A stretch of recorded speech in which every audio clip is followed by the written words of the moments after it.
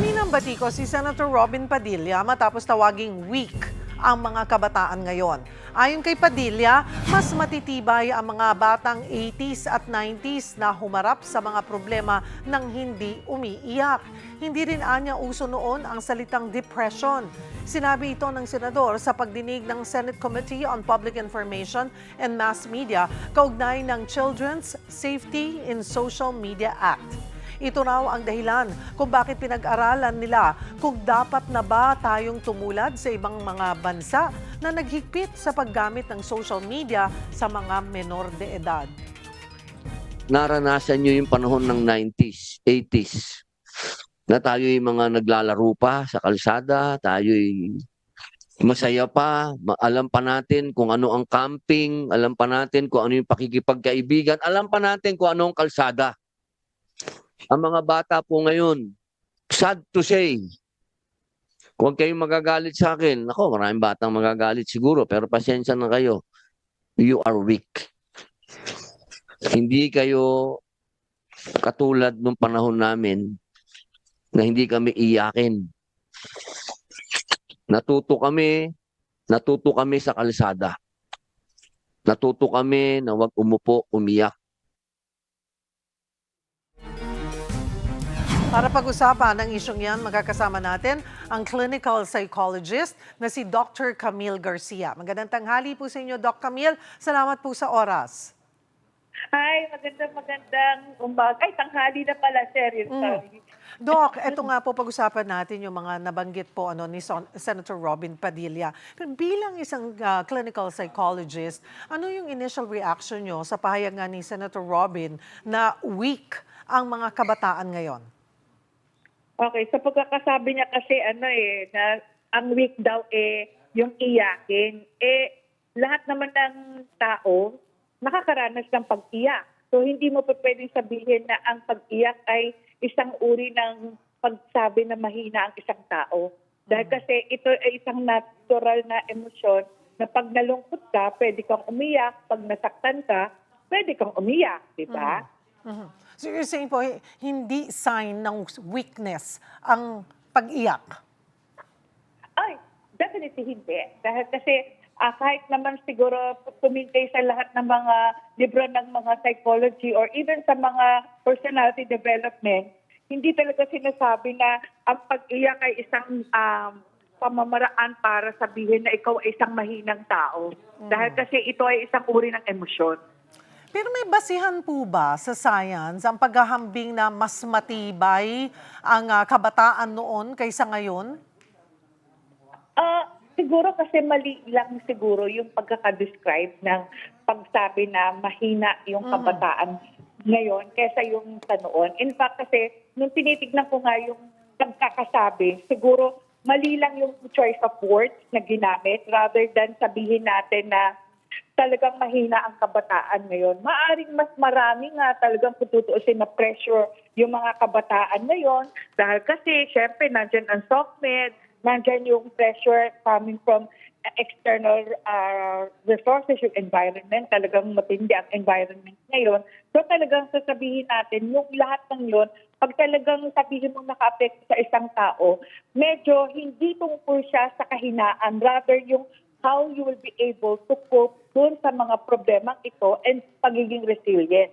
Doon nagkakaroon ng pagkakaiba. Kasi iba naman yung resilience noon Kasi yung resilience actually, tutuusin, mas matindi mas stronger yung mga tao ngayon in the sense na mas kaya nilang sabihin na may depression sila.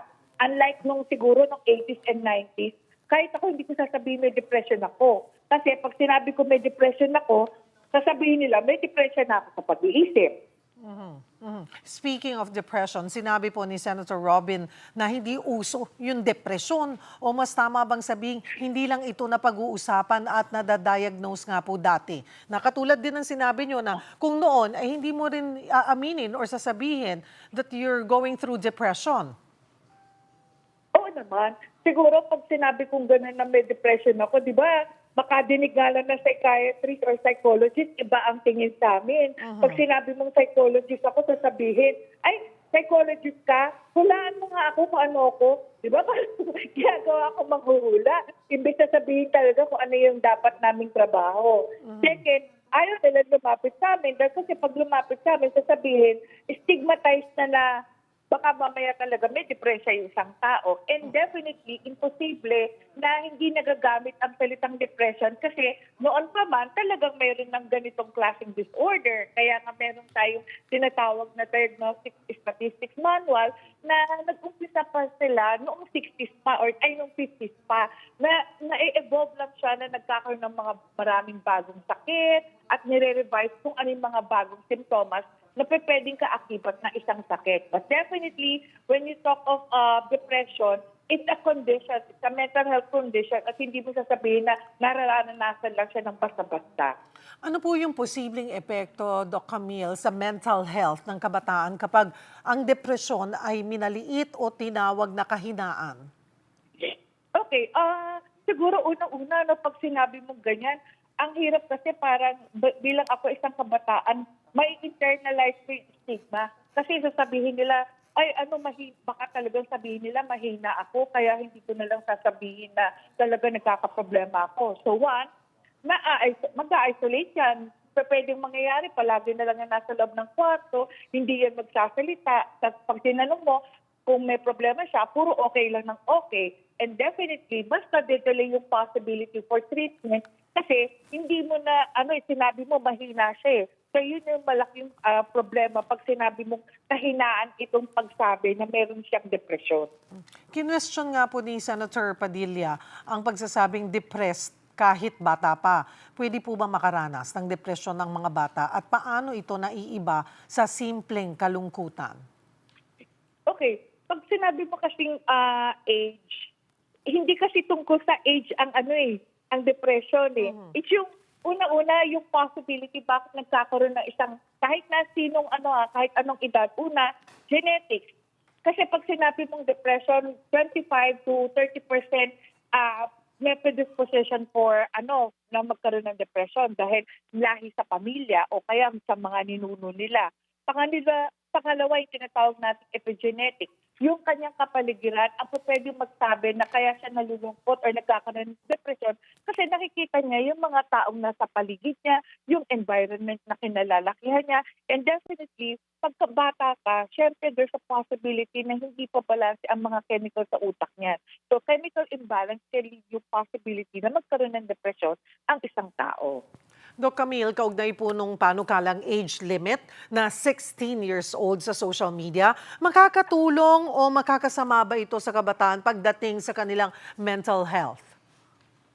Actually, it's a double-edged sword for reasons na, una, alam naman natin nakakatulong talaga na pwedeng malilesen yung cyberbullying kasi hindi siya nagsa-softmed, hindi siya magkakaroon ng possibility for yung comparison or whatever na yung possibility na makakita siya na ma-adapt niya na mali. Pero tatandaan natin, hindi pa pwede na ang sabihin natin softmed, hindi nakakatulong. Kasi it is a very good tool to get possible na tamang information, yung to get connected with friends, and then yung possibility na baka dito magkakaroon ng motivation yung ibang mga tao ay ibang mga bata dahil kasi nakikita nila na ito yung one way na magkaroon ng magandang motivation kasi ito sinasabi o ini-encourage itong isang influencer nito na ganito dapat ang gawin, maging mabuti kayong tao, di ba? So yun, talagang pwedeng oo, pwedeng hindi. Pero siguro, hindi pa pwede sabihin mo ititigil ito.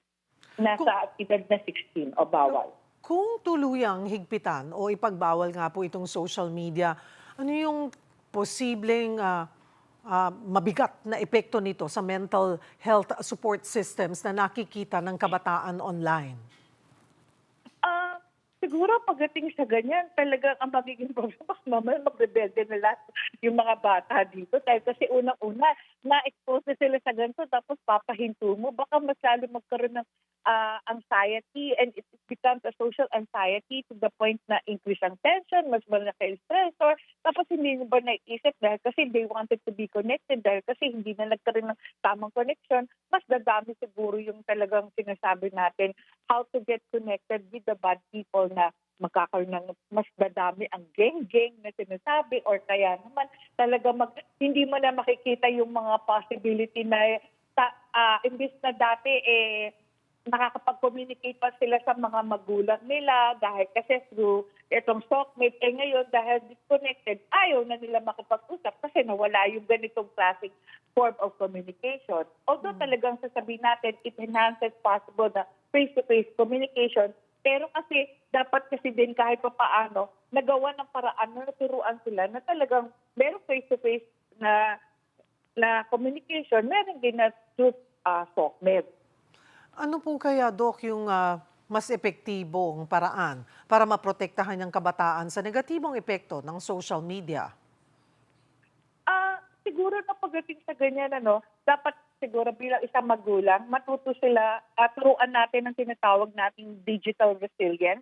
So when you talk about digital resilience, ito yung siguro yung kilalanin at labanan nila yung mga influensyang hindi magaganda sa socknet. And then, syempre, dapat hindi naman talaga, kung ako yung magulang, hindi ko interrogating na, sino naman nakausap mo dyan, ano naman gano'n, hindi interrogating ang dating. Dapat siguro it's an open dialogue na, nakausap mo pala yung mga kaibigan mo, meron ba akong maitutulong yung mga tipong gano'n. And then definitely, kung merong mga nakita silang pinapost na gano'n, siguro mas maganda na matuto rin ng mga bata ng tinatawag nating media literacy wherein malalaman nila na bakit kaya nila pinost ito, totoo kaya itong mga pinost ito. And then definitely, mas maganda na ma-explain din kahit pa paano ng mga magulang na kung sila, hindi rin dapat sila yung mapagpaniwala rin dun sa mga nakikita nila, and that will be able to influence also their children na mas maging maayos at mapanuri sila sa mga pinapanood nila sa socknet.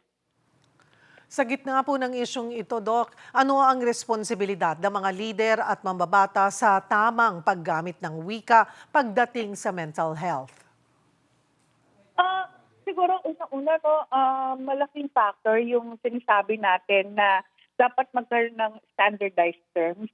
Kasi ako, naiinis din ako kumisan pag nakadinig ako, lalo na when you talk, they incorrectly say certain things na to the point na kagaya na, halimbawa, imbis sabihin na yung ganitong tao ay may imbis sabihin na, kasi may depression sa pag-iisip yan. Pangit yun, di ba? Parang mas maganda na dapat may hinaharap na hamon yan, na mental health issues yan. Yung mga tipong ganun, para sa ganun, mas makikita mo na yung correct yung na malilesen yung stigma. So it should be in a more or less of first person language, kasi malaking factor yung pagsabi ng mga tamang pananalita o yung tamang wika. Kasi unang-una kung hindi dapat kahit paano, it should be something inclusive and not judgmental.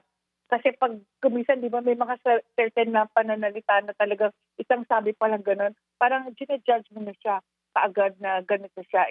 Di ba kaya nga siguro noon sinasabi na natin na hindi intellectually challenged na ngayon, or kaya yung merong ganitong imbis sabihin mo dati na Down syndrome lang, DS na lang siya, dahil kasi mas tama yun, or neurodivergent ang isang tao kaysa yung sasabihin mo ng mental retardation, kasi nakakasakit ng damdamin yun, lalo na sa mga relatives din nun. At the same time, siguro, nai-stigmatize lalo yung mga bata o yung mga tao na merong ganong klaseng kalagayan. Kaya dapat lang siguro mas tama yung pag-address at saka yung pananalita na ginagamit.